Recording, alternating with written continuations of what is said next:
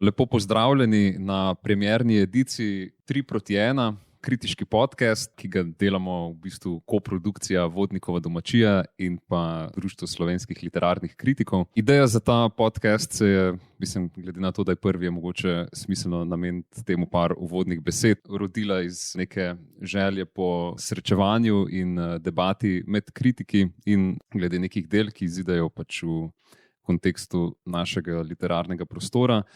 Nek koncept osnoven pa je ta, da se na podcastu, se pravi, srečata dva kritika oziroma kritičarki, ki sta pisala o istem literarnem delu, se pa pač njuni pristopi razlikujejo, pa naj bo to v smislu metode vrednotenja, kontekstualizacije ali pa česa tretjega, se pravi pač, da se tukaj nekako aktualizira neke potencijale za debato, ki so pač nakazani že v samih kritikah, ampak potem mogoče ostajajo ne toliko realizirani. Plus, glede na to, da včasih se sliši, da bi tudi mogoče kritika potrebovala pač neko kritiko, je mogoče v bistvu neka forma kritike glih sama debata oziroma pač tukaj zdaj neko to srečevanje. Zdaj, ko smo se pogovarjali o tem podcastu, je bila sicer ena od idej tudi ta, da bi bil pač to nek gladiatorski boj med dvema nasprotujočima mnenjama, ampak po drugi strani se je mogoče zdelo celo bolj smiselno zadevo zastaviti v neki sodelovalni maniri, kjer se v bistvu, se pravi, mi trije, jaz z obema gostoma odpravimo na neko misijo proti polju, ki je to literarno delo, ki ga obenem pač z nekimi svojimi pristopi oziroma pogledi tudi konstruiramo in iz tega izhaja mogoče tudi ta ime, se pravi 3:1. Se pravi, trije avtorji, ki se spravijo na eno delo oziroma proti enemu delu v več smislih te besede. Se pravi, danes bomo v bistvu z mojima gostoma govorili o romanu Balkonci Esada Babačiča, ki je šel lansko leto, se pravi 2023, pri mariborski založbi Litera. O samem delu, mogoče samega dela niti ne bi tako zelo predstavljal, ker se mi zdi, da se bo to itak izkristaliziralo po sami debati oziroma pač soočanju nekih različnih pristopov oziroma mnenj. Z mano pa sta danes Muanis Sinanović, ki je pisal o balkoncih za portal Erbeletrina, in Žiga Rus, ki je pisal o romanu za revijo Literatura. Oba seveda znani in uveljavljeni kritiški peresi v slovenskem prostoru z dolgo kilometrino, tako da se nadejam zanimivih mnenj in vsega ostalega. Lepo pozdravljena oba. Lepo pozdravljen tudi ti. In oba. Hvala za povabilo. Ja. 3:1 bo danes za Celje proti Mariboru, upajmo. A si stavil na to? Ne stavim na klube, za katere navijam. No, nasploh ne stavim.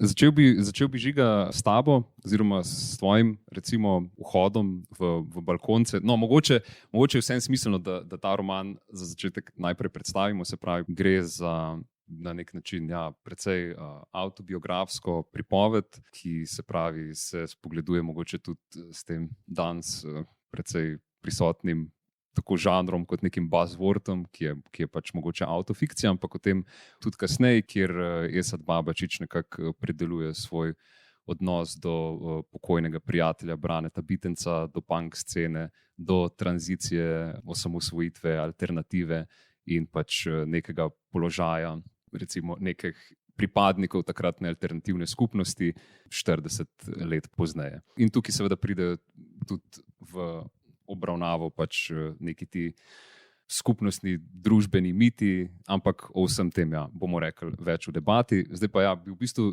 začel s tabo, Žiga, zato ker ena od stvari, ki mi je bila pri vajnih kritikih zanimiva in zaradi katere se mi je zdelo, da se zelo zanimivo dopolnjujeta, je bila glih ta, kako sta se v bistvu lotila tega, kako zvrstno v bistvu sploh opredeliti to delo, ker se mi zdi, da je imelo to pri obeh vajnih kritikah implikacije tudi glede tega, kako se samo delo vrednot.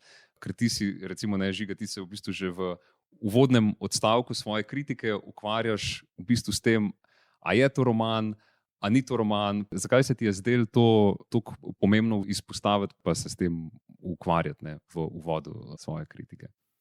Ja, jaz sem malo razmišljal pred tem pogovorom, ko je bilo napovedano, da bomo govorili o svoji kritiški praksi tudi.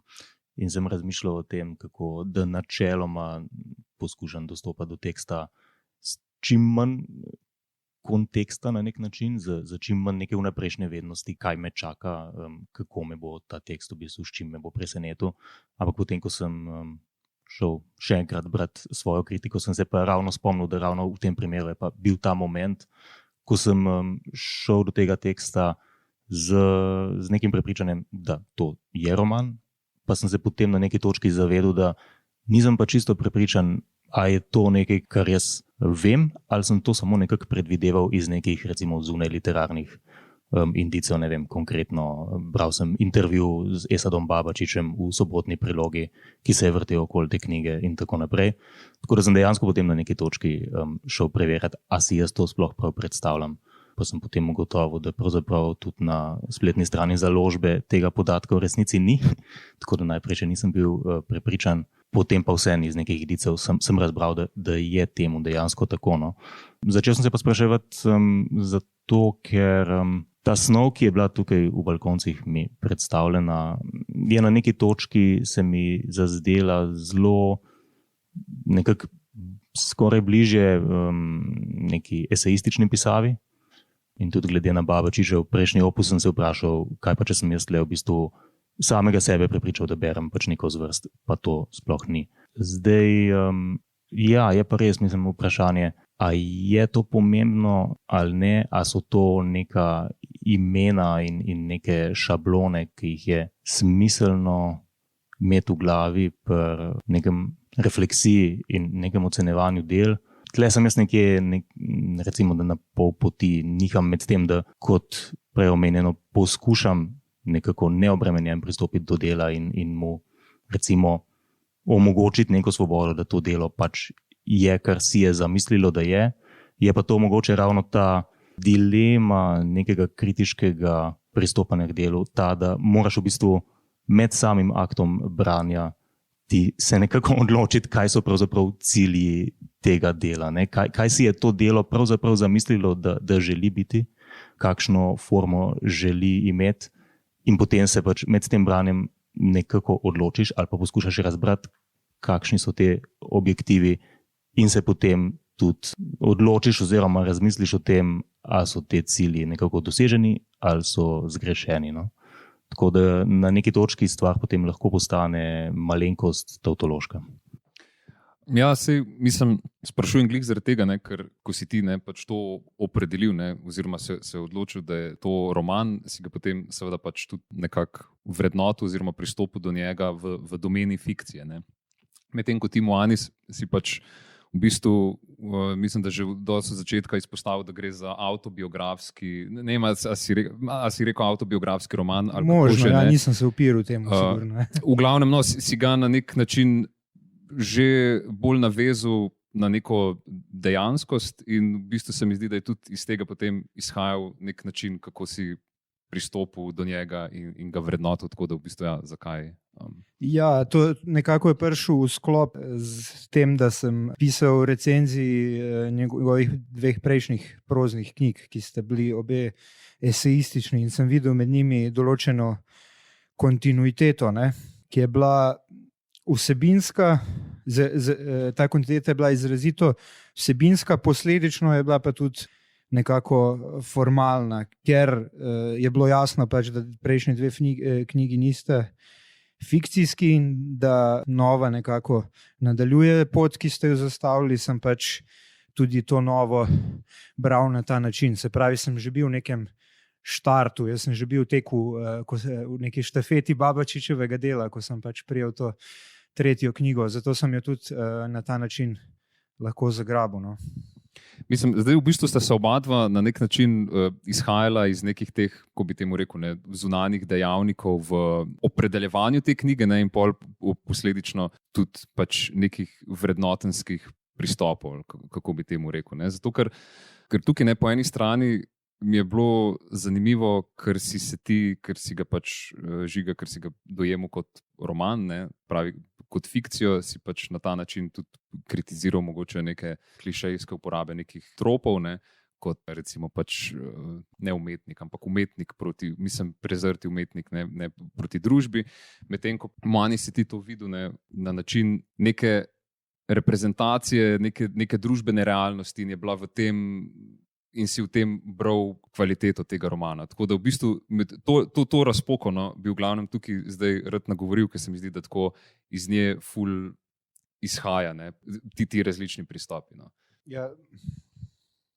Ja, mislim, sicer to, kar si ti izpostavil zdaj v povezavi z romanom, te tropi umetnika in nerazumljenega umetnika in okolice, to je pravzaprav mogoče en očitek, ja, recimo, ki ni toliko vezan na to, da je to nekaj, kar ne pritiče samemu delu kot romanu, ampak mogoče bolj nasplošno, da je to neka pozicija, ki je sama znotraj sebe malo premalj izprašana oziroma pač preveč monolitna, ne, oziroma preveč črno-bela. Ena stvar, recimo, no, ki pa se mi je zdela, da mogoče glede na neko predpostavljeno romanesknost tega dela, da malo slabše deluje, je pa znotraj te avtobiografskosti, recimo, so neki trenutki takih zelo direktnih, recimo nekih aktualizmov, neke zelo direktne kritike, ne samo časa, ampak tudi, recimo, ne vem, so neki odlomki, ko gre za kritiko nekih ljudi na poziciji moči z imeni in priimki. To se mi je zdelo, no, da je nekaj, kar recimo, da bi v neki, recimo, eseistični zbirki še morda šlo, no, čeprav bi tudi to s časoma povozil čas, pa bi se potem ljudje spraševali, kdo pa je bil ta človek, ki mu je bila ta kritika namenjena. Medtem ko v romanu se mi pa zdi, da je bil pa to nek ta aktualizem, ki pa res nekako, ne vem, skoči ven in nekako, ja, preprosto ne deluje v tej formi, no. Pa druga stvar je mogoče ta, da se mi je celotno delo zdelo, da je nek tak konglomerat opažen in razmislekov in mestoma so te razmisleki so se mi zdeli tako, da je tle neko preobilje materijala, ki bi mogoče lahko bil izčiščen, no? Da so nekateri razmisleki, ki delu bolj škodijo, kot pa koristijo. Ja, kukor se strinjam z kolegom, da je ta neka ideja romantičnega umetnika premalo reflektirana včasih, pa obenem mislim tudi, da je znotraj kritiških vlogov ali pa znotraj kritiškega poklica smo pa včasih preveč pozorni na njo in preveč kritični. Mogoče včasih že malo preveč avtomatično zavračamo ravno zaradi svoje hiperkritičnosti in potem lahko spregledamo v bistvu, da se mogoče pojavi v nekem novem kontekstu ali pa na nek nov način. Meni se zdi, da je v bistvu ta junak Babačičev protagonist, whatever, pisec, kako se že reče, pripovedovalec, to figuro izrazito veže na figuro oziroma na neko punkovsko subkulturo in punkovski pogled na svet, ki pravzaprav to idejo nekega upornika, skoraj da upornika brez razloga, oživi v nekih novih okoliščinah, ki niso več romantične, ki so izrazito industrijske, postindustrijske, proletarske, niso buržujske, ne vzpostavljajo nekih nacionalnih mitov, ampak jih razbijajo in tako naprej. Tako da sem mu dal z tega vidika priložnost. Pa tudi zdi se mi, da ta figura v tej knjigi ni toliko splošna, da bi bil zelo sumničav na njo. Ne? Je zelo vezana na konkretno danost, kjer se da konkretno preveriti, a je res tako, recimo, ne? A je res se dogaja v določenih poljih ali pa v drugih okvirih pri nas, da človek ostane sam, da se sam bori proti vsemu ali pa da se vsaj počuti, ne, tako kot da je sam. In če se že počuti, potem je to mogoče legitimna neka pripovedovalska pozicija. Je pa spet seveda to vprašanje, ne, tega novega žanra, autofikcijskega, ne, takšen protagonist na nek način, kakor vem, no, jaz pa nisem te knjige prebral, ampak tudi pri proslavljenem delu Dijane Matkovič nastopa, ne, In potem pride do vprašanja, kdaj temu protagonistu bolj verjameš, kdaj ga bolj upoštevaš. In tle se mi zdi, da se odpira neka čisto novo področje interpretacije za kritike in bralce, ki je lahko zelo spolzko in problematično. Namreč verjel boš tistmu, ki ti je osebnostno bližje, ali pa ne vem. V Sloveniji smo itak tako majhni, da imamo vsi neke izkušnje med sabo in bereš tekst skozi to prizmo, kateremu avtorju boš v njegovi misiji bolj verjel glede nekih podatkov, glede nekih interpretacij stvarnosti in tako naprej. Tako da vsekakor je to zelo spolzek teren, ki se bo po mojem oblikoval in razvijal še leta z nadaljevanjem tega žanra, med drugim tudi verjetno z mojim romanom, ki ga nameravam izdati junija. Če malo poreklamiram sproti. Ja, to preobilje je tudi zelo relevanten nek faktor, ki ga omenja kolega. Pri tej vrsti pisanja gre za to, na nek način, da poveš čim več stvari, ki bodo čim bolj utrdile tvojo pripoved o svetu, ki je tudi osebna. Je pa vprašanje spet, koliko in kako na novo definirati to mejo med avtobiografskostjo in fikcijo, ki se pojavlja po mojem tle na nov način. Danes je bila recimo intervju v Delu z avtorico Mileno Markovič, ki je napisala takšen, recimo, kdo bi rekel, avtofikcijski roman v verzih, ampak ona je to izrazito zavrnila, to idejo, da gre za avtobiografsko knjigo, čeprav je potem v naslovu vseeno pisala, da je avtobiografska. No, kakorkoli. Ampak mogoče je tudi to zgovorno, da imamo težave z razumevanjem pozicije te vrste književnosti, ki se pojavlja danes. To se mi zdi, tako sploh vprašanje, ker ti postav, se pravi, pri avtofikciji ali pri avtobiografskosti ali kakorkoli, ti postav nek realen referent, ki kar naenkrat v bistvu postane predmet kritike, se pravi odnos tega literarnega upovedovanja do nekega realnega referenta. Zato ker recimo Žiga ti tukaj vse balkonce se mi zdi, da probaš držati v bistvu v nekem tem literarnem okviru in ga v tem vrednotiti, ker v bistvu, jaz se strinjam, da se neka avtofikcija postav, pa avtobiografskost, ki je danes precej prisotna, postav pred kritika nek povsem nov izziv. Se pravi, kako ti vrednotiš nekaj, kar se v bistvu nanaša na neko realnost.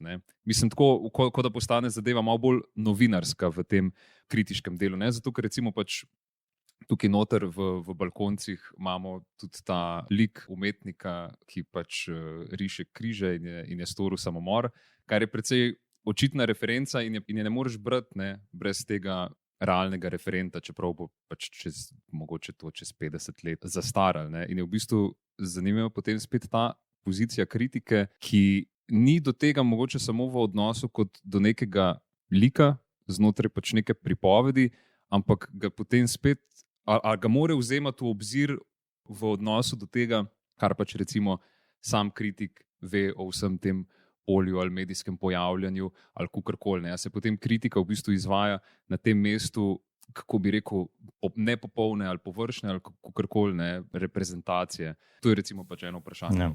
V bistvu, ali si dolžan kot kritik ne vedeti določenih stvari in jemati tekst samo kot tekst oziroma samo to, kar ti tekst pove. Pa tudi pravzaprav zdaj, ko si Moanis govoril o tem vprašanju, ali verjeti ali ne verjeti. Vprašanje je tudi to, kakšen odnos zavzamemo do tega oziroma kako je to, ali je to sploh tisto najpomembnejše vprašanje, ali je pravzaprav to znotraj literarnega teksta nekaj, kar je lastnost nekega lika, pogojno rečeno. Tle sta si recimo nek pripovedovalec in fizični avtor, vemo, sta si zelo blizu in potem, če nekim tem izraženim stališčem recimo osebno ne zaupamo ali pa dvomimo v neko oceno družbenega stanja, a je to nekaj, kar je pravzaprav predmet kritike, ali je to samo nekaj, kar vzamemo kot, to je stališče nekega recimo literarnega lika, ali je to nekaj, iz česar lahko izvedemo sploh kakršenkoli realen kritiški, ne vem, očitek, pomislek, ne? A to literarnemu delu karkoli vzame. Ne? Ker na vse zadnje, če vzamemo literarno delo samo kot to, vemo, da ga v resnici nikoli dokončno ne moremo, ampak recimo, če ga vzamemo res v teh narekovajih kot samo nekega literarnega posnetka, neke zunaj literarne realnosti, konec koncev potem niti ni važna resničnost oziroma preverljivost nekih stališč nekega lika, ampak je to v bistvu samo ena lastnost tega samega literarnega dela, iz česar pa pač mi ne moremo izvajati neke končne ocene dela kot takega. Ja, meni je zelo težko odgovoriti na to vprašanje. Mislim pa, da je treba vse skupaj gledati v okviru nekih širših zgodovinskih sprememb, ne? Ker živimo zelo, če tako rečemo, osebnih časih. Se mi zdi, boji, tudi ne samo politični boji, širši kulturni boji se nekako zelo povezujejo z osebami. Osebe so žrtvovane oziroma upravičeno, ne vem, obsojene, izključene, upravičeno ali pa neupravičeno, kakorkoli. Ampak zelo vse nekako temelji na tem, no, tudi seveda ne moremo tle mimo družbenih omrežij in tem nekim konceptom persone, ki jo vsak ali pa večina ljudi, no, vsaj vzpostavlja na internetu, in mislim, da ima to tudi znaten vpliv nasploh, no, tudi individualizacije, ki pregovorno že, no, vsaj pri nas je posledica pač neoliberalizacije oziroma dodatnega sproščanja trgov pa tekmovalnosti na trgih. To v bistvu vpliva po mojem tudi na formo pisanja, ne?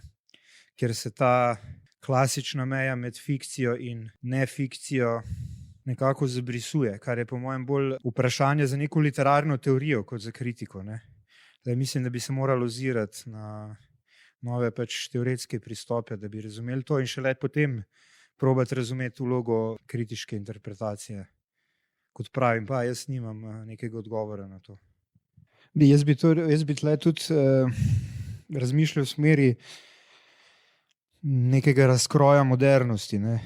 V bistvu, ko govorimo, da gre za nek nov tip tekstov, pod narekovaji, bi lahko rekli, da niti niso tukaj novi, ne, ampak da so novi glede na modernost, ampak so mogoče v podobni obliki pojavljali v predmoderni, ker so bila avtor pa tekst veliko bolj povezana, ne. Modernost pa ravno, moderno pisanje temelji pač na tej ideji tiska, ne, in množičnega tiska, ne, ki pač na neki abstraktni ravni povežuje množice in mogoče bi lahko izvajali, da tudi pač roman, ne, kot moderna forma pravzaprav podobno kot tisk ustvarja ta nek abstraktni svet, to neko abstraktno predstavo v družbi. Lahko bi rekli v bistvu, da je roman na nek način fikcijski podaljšek tiska, ki ima sam po sebi že neko fikcijsko naravo, ker si vsak v bistvu izdanih informacij sestavlja nek svet. Zdaj pa z razkojem pač teh klasičnih medijev in nastopom milijona resnic, ki je meni po svoje tudi všeč, v bistvu pride tudi do te točke, kjer se v bistvu ideja objektivnosti začne razkrajati, včasih tudi za visoko ceno, ne? Včasih to vodi v katastrofalne situacije, včasih pa vodi v bistvu neke preboje, ne? In jaz kot bolj militantno, če tako rečem, razmišljujoč, mi je ta v bistvu pozicija kritika v primeru te knjige dosti ustrezala, no? Moram reči, da se nisem veliko ukvarjal s temi problemi, ki jih ti opisuješ, so pa vsekakor to pomembni problemi, v bistvu gre za dve čist drugačni razumevanji, ne, kritiške vloge. Glede na vse, kar si zdaj povedal, mislim, je tudi tako, je pomembna zadeva, da je pač roman tudi precej baziran v 80-ih, ko se pač vzpostavil velik del te neke alternativne scene, ki pomeni kontinuiteto, ne, pač tudi v današnje čase, ne, pa tudi prek nekih privatizacij po osamosvojitvi in tako naprej. Pa tudi glede tega, da je takrat da so bila tudi 80-ta, čeprav to v romanu ni toliko omenjeno, ne, ampak da je nek ta kontekst prihoda medija, videa, ne, recimo, ki naenkrat pomeni možnost beleženja, video arhiviranja in tako naprej. In se mi zdi, da je ta nek moment arhiva, no, kako bi rekel, prisoten tudi v načinu, kako so balkonci zgrajeni. Ne? Zato, ker se mi zdi, da je bila Žiga tudi neka tvoja intuicija, ta, da gre za nek zbir oziroma lepljenko, ne? Ki prihaja iz ful različnih vetrov, čeprav se mi zdi, da drži neko to linijo, ki je tako pač neka ta družbena sprememba, ki se zgodi kot odnos do prijateljeve smrti in tako naprej. Zdaj, ker se mi zdi, da smo vzpostavili pač tudi neko to vlogo kritike v odnosu do, recimo, ne vem, reprezentacije družbene realnosti ali kakorkoli, ne. A gre pol tukaj za nek način, za privilegiran način pisanja, kjer pomenijo neke te zvrstno žanrske izbire, kakor jih dela Babačič, ne, že a priori, kako bi rekel, ne, da napeljujejo k neki kritiški afirmaciji, glede na neke spremembe, ki si jih mogoče tudi ti opisoval? Ja, zna biti. Zdaj, če spet navežem na ta tekst, ki ga jaz pišem. Jaz sem se... Ko mi čakam, da pride na podke.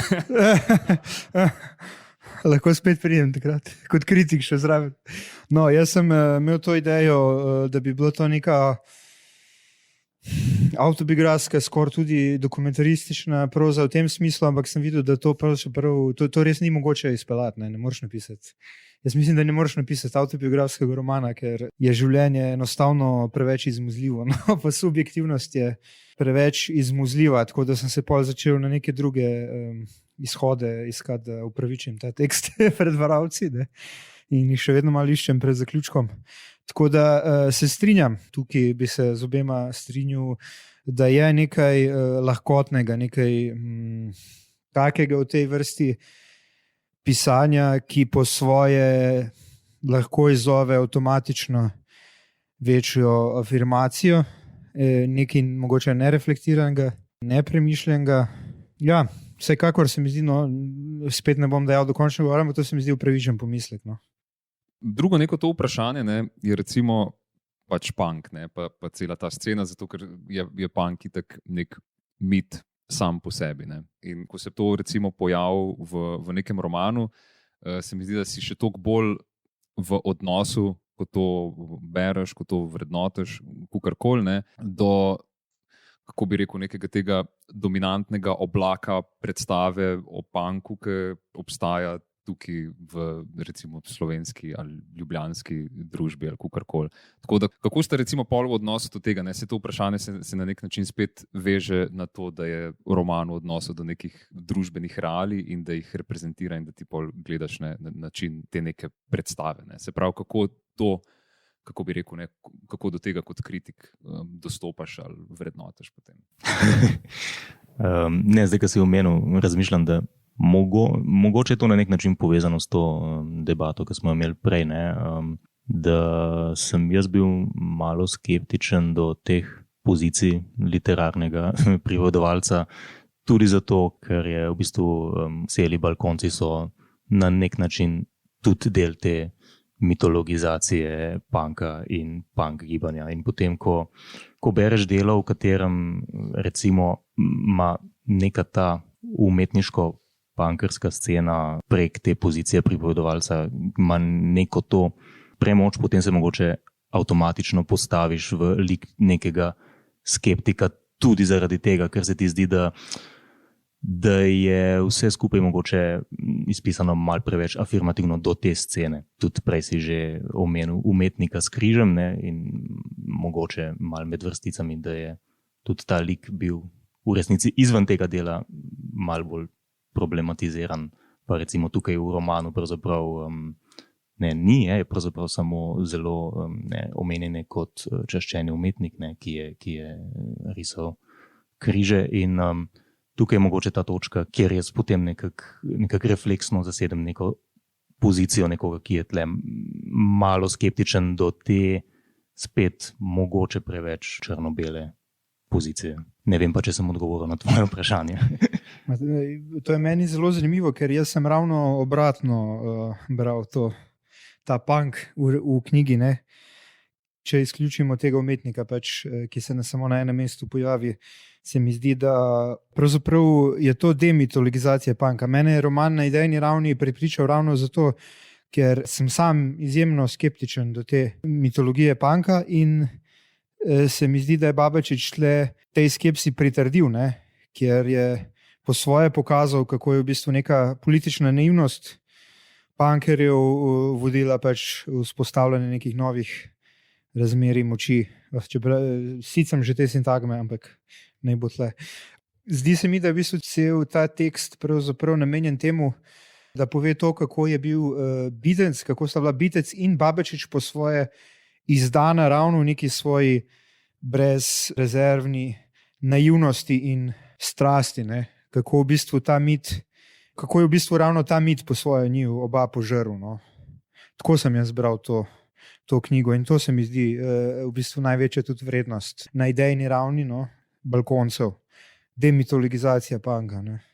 Čeprav Babačič seveda sam nasploh znotraj svojega delovanja in tudi zunaj literarnega delovanja pravzaprav ostaja nekako del tega mita, del te zgodbe in jo tudi sam ga po svoje ohranja, ampak se mi zdi, da to ohranjanje bolj izhaja iz nostalgije za neuresničenim kot poveličevanjem tega, kar je res bilo. No? Takšen je moj vtis.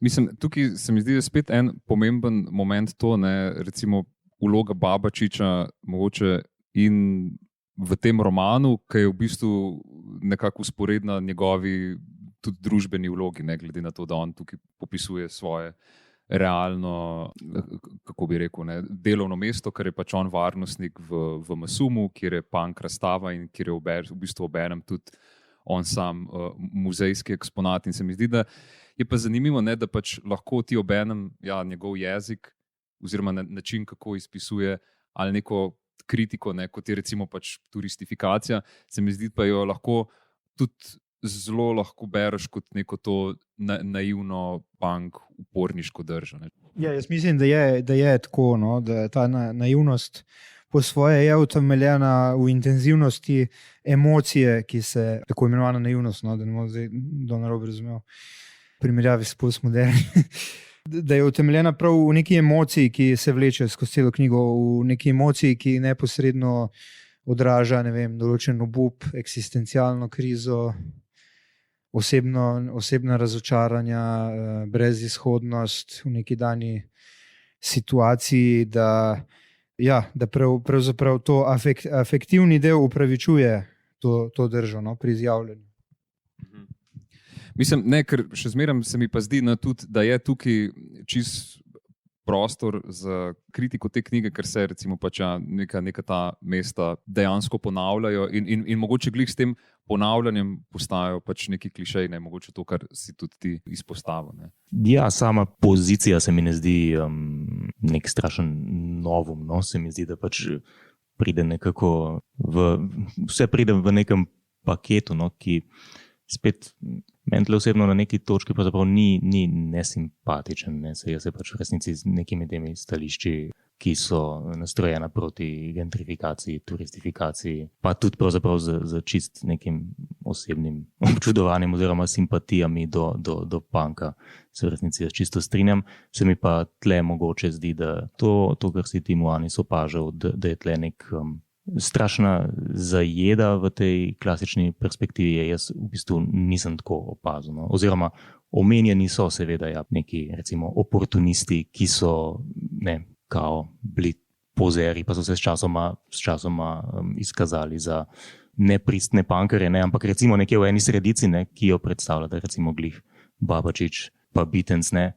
je pa to še vedno ta zgodba o pravih punkerjih, ki so ravno zato, ker so bili punkerji potem recimo bili izločeni. Pri obdelavi večine literarnih del imam ta problem, ki sem ga v bistvu izpostavil že na začetku. Ne? Kaj čisto formalno, ne, do kere mere tekstu dopustiti, da je tak, kakršen je, in to sprejeti kot njegovo formalno umetniško odločitev, in na kateri točki reči, ne vem, tale odlomek o trenutni reklamni kampanji pivovarne Union pa res ni nekaj, kar bi nujno lahko moralo ostati v tem literarnem tekstu. Ne? In mogoče je to eno vprašanje, ki me tukaj pri balkoncih tudi mučilo. Ne? Do kere mere si ravno vzeti to razsojevalno moč, da ne bom nepravičen do neke avtorske umetniške intence. Ne? Mislim, tako se mi zdi, da to ful pride ko ti recimo izpostavljaš mogoče neke te klišeje, ne, da so mogoče, pa v redu, ne, se lahko v nekem tem punkerskem fazonu pod narekovaj, ne, tudi te klišeje razumeš pač kot nek, kako bi rekel, nek kod, neke specifične pozicije izjavljanja, kakorkoli, ne, ampak da je problem tega mogoče v tem romanu, da izpade klišejsko ali problematično ali kakorkoli, glih to, da se to ponavlja, ne, recimo meni je dosti ostalo v glavi ne, ta kritika, ko se samo reče japonski in kitajski turisti, ne, ki pač tukaj... Korejski. Tega ne reče, ne. On ima samo japonski in kitajski turisti, ki pač... Resnici pa je po mojem največ korejski. In da se to tako v bistvu fulkrat ponovi. Ne. Se tudi ti na nek način na koncu svoje kritike ne prideš do neke te pozicije, da se dogajajo neka ponavljanja, kakor rečeš, brez razlike. Ne. Babačizmi, ne? Si ti pa rekel. Babačizmi, ampak to je tudi po svoje povezano s tem, da gre za pesniško razmišljajočega avtorja, ki skozi išče neke, ne bom rekel domislice, ampak neka pesniška izrazna sredstva, ki se pač v prozi lahko izčrpajo. To sem tudi po svoje pri Komelju opazil, ne, pri tem njegovem romanu. Vsaj prvopisu, jaz sem prvopis bral, da v bistvu ta nek pesniški pristop k pisanju proze vodi k neki izraziti statičnosti in ponavljanju pogosto. Ne. In mislim, da v bistvu gre tale za neke otroške bolezni Babačiča, pesnika, ki poskuša pisati roman. Ne. Po drugi strani se mi pa zdi, da tudi te posamezni pesniške refleksije se pač včasih ne razpletejo optimalno. Ne. Ti si prej rekel, da ne bi rekel domislice, ampak meni se v kakšnem primeru ravno to zdi, to je bila pa samo domislica. Vem, da ne, pri zdaj že tretjič omenjenem umetniku Skriži ne, je potem izpeljana ena taka kot, ja, seveda, saj vsak dan delajo križe čez nas. Ne. To je bil en tak konkretni primer, ko se je meni zdelo, tole je pač preprosto premalo domišljena misel, ne, da bi bilo vredno ohraniti. Ja, mogoče se strinjam, da obstajajo neke stvari, ki bi se jih dalo dosti bolj izfiliti. To je pa zdaj spet vprašanje uredniškega dela. Ne. Kdo je bil urednik? Mislim, da je bila Gabriela Babnik. Ja, ne, to je dobro.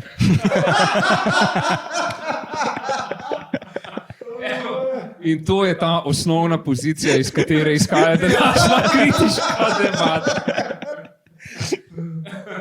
Ona me je omenila v svojem romanu, tako da. Ja, kot nekega lika v... To bo vse zrezano. Ne, to ne bo zrezano. To gre na polno not. To je material za doplačilo. To gre v blurb. No, ampak kakorkoli. Prej sta načela nekaj, pri čemer bi se še malo zadržal, ker mi je bilo zanimivo, ne, se pravi, da je pomemben del tega romana so tudi recimo neka ta pesniška zaziranja, ne, oziroma pač neki ti pasusi, ki so na nek način neko ti dvigne neko to vsakodnevno realnost v nek ta presežen, skoraj hajkujski preblisk, ne? In da to... Sorry. In da to Babačič dosega tudi na nivoju nekih, recimo temu, jezikovnih iger in tako naprej. In mi je zdaj samo vprašanje načina uporabe tega pesniškega jezika, ne? Ker se mi zdi, da še posebej danes, ko pač imamo recimo Bagolo pa te zadeve, ne? Se mi zdi, da je tak način uporabe jezika hiter vidiš kot uzurpiran. Jaz sem recimo zanč bral Miklavž Komel Libestot, ne? In je tam noter pač ena pesem, ki je samo, kjer piše kristal, dvopiče, kri s tal. In je v bistvu sem tako v momentu sem imel to neko asociacijo Bagola, ne? Ki pač dela neke podobne besedne igre. Čeprav seveda tukaj tako ne smemo jemati stvari iz konteksta. Se mi zdi, da je spet ta moment, ne, to je formalno gledano, če vzameš ven, ne, je lahko zadeva ista pri Komelju ali pri Bagolju, ampak je pa vseeno razlika v tem, po mojem mnenju, no, nekem trudu oziroma naporu pisanja, kjer si ti lahko posledično take stvari tudi dovoliš, kot da si v bistvu samo to prodajaš. No. Ampak, če se zdaj vrnemo nazaj k Babačiču, ker se mi zdi, da ima tudi dosti nekih teh momentov poigravanj z jezikom in tako naprej. Ne. Kako potem bereš take stvari, ne, pa lahko in v kontekstu tega romana in v nekem širšem kontekstu, ko je ta uporaba tega recimo pesniškega jezika na nek način ugrabljena, ne, v nekih kontekstih. Ne. Meni se zdi, da tako, kot si rekel, ne, da posamezne te recimo, izpeljave, ki se lahko zdijo hitre, so pač odvisne od tega, kam so umeščene, kaj jih obdaja. Tudi pri Babačiču so stvari, ki jih jaz raje ne bi videl tam, je pa res ne, da pri Babačiču je to povprečje tega pesniškega materiala, ne, je vendar nekaj bistveno više kot pri Aljošu Bagoli. Ne. Tako da ja, gre za stvar pravzaprav povprečne kvalitete, globine domišljenosti. Ja, pa za stvar neke pozornosti. Ne? Tle gre za v bistvu spompad dveh principov. En je princip trenutka, impulza, navdiha, če hočemo. Ne? Drugi je pa stvar zaokrožene, dolge, hardcore prozne celote. In ta dva principa se lahko tudi izpodbijata. In temu je pač treba pri revidiranju teksta ogromno, po mojem, posvetiti pozornosti in tudi kaj izključiti, tudi če ti je mogoče težko pri srcu, kaj ven dati v bistvu v korist te neke prozne celote. Jaz osebno, ja, se mi zdi, da bi tukaj morda lahko bilo več nekega uredniškega poseganja, čeprav pač ta pesniški princip sam po sebi se mi za to delo ne zdi napačen. Sam po sebi, to je pač Babačič. Tako je, pa tudi pomaga recimo tej osnovni poziciji nostalgije za časi, ko smo sedeli in čakali, ne, kot pravi Babačič, ne, in recimo ne, ta statičnost, ki si jo ti omenil, ne, je tle glih povezana s tem pesniškim opazovanjem. To je tudi stvar nekih materialnih pogojev pri nas, ker se mi zdi, da še vedno v leposlovju ne gledamo na knjigo tako kot na nek cinično mal, kot na nek kapitalistični produkt, kar na vse zadnje deloma tudi je, ne? Ker še vedno preveč mogoče gojimo to neko auro umetniške čistosti, žal pa je vedno literatura, tudi književnost upletena v neke čist materialne in produkcijske, ekonomske procese, ki pač določajo njeno formo. Ne? Tako da se mi zdi, da bi lahko tudi včasih ne gledamo dovolj na knjigo kot izdelek, enostavno, da bi jo dovolj spucali. No? Zdaj, ko si omenil nek ta širši produkcijski kontekst, ker recimo pač pri filmu so te stvari mogoče bolj transparentne, ne, kako se teh zadev lotevati, ne, pri vrednotenju oziroma pač kritiki književnosti. Ja, jaz mislim, da film je že sam po sebi zelo tehnološki, no, in v bistvu avtomatsko te vodi v to dojemanje umetniškega izdelka kot tudi nekako industrijskega izdelka, medtem ko je pisava sama po sebi zelo star medij, ker je mogoče včasih težje narediti priskok. Saj ne vem, kako je pri velikih založbah v tujini, ampak predpostavljam si, da je to cel en proces, da je to cela ena skupina ljudi, ki vsak na svoj način prispevajo k končni podobi. No. Pri nas imaš pa avtorja in urednika, ki vsak prispevata, ne vem, 75% od tega, kar bi lahko prispevala, ker sta tudi sama upletena mogoče v neko ne ljubezensko razmerje, ampak produkcijsko razmerje na drugih področjih in mogoče ne želita preveč žokati drug v drugega in se preveč mudi z razpisom in s tem in z onim in pol pač se ne zrihta vse, kot bi se morali. Ja, mislim, da se v resnici odpira neka čist nova in druga tema. Mislim, še posebej tega nekega preseka deležnikov na literarnem polju, ki vpliva v bistvu tako, kot si omenil, ne, na urednikovanje, pisanje, kot tudi v bistvu na kritištvo. Ne. Tako da mogoče tudi iz tega impulza zdaj se nakazuje en tak lep zaključek vsega tega, ne, je nastal ta 3:1 kritiški podcast, tudi sam se moram še navaditi na tole ime. Premalokrat smo ga rekli kot slogan vmes. Se pravi pač, ja, da se pač tukaj v nekem tem kontekstu tega podcasta srečujemo. Zato, ker se mi zdi, da tudi mogoče, vsaj jaz osebno, ne, na nekem tem kritiškem področju pogrešam neko to. Ja, se zelo strinjam. Zato sem tudi citiral v svoji kritiki kolega Rusa, ne? Ravno zaradi tega, ker se mi zdi, da je malo teh interakcij. No? Ja, in zaradi tega se mi zdi tudi tako, ja, hvala lepa za citat pa navezavo. No. Upam v glavnem, no, da bo mogoče tudi ta kontekst zbudil čim več tega nekega debatiranja oziroma odzivanja tudi v samih kritikah in potem posledično mogoče tudi v temle podcastu. Torej, drage poslušalke, dragi poslušalci, hvala, da ste poslušali prvi kritiški podcast 3:1. V opisu boste lahko našli tudi več podatkov o tem, ki si lahko preberete obe kritiki naših prvih gostov. To sta bila Moani Sinanović in Žiga Rus, ki se ima še enkrat zahvaljujem za sodelovanje. Zahvalil bi se pa seveda tudi Vodnikovi domačiji in se slišimo ob naslednjem podcastu. Nekaj jih še bo in želim vam še naprej lep dan oziroma večer oziroma jutro in nasvidenje. Adijo. Hvala za povabilo, adijo.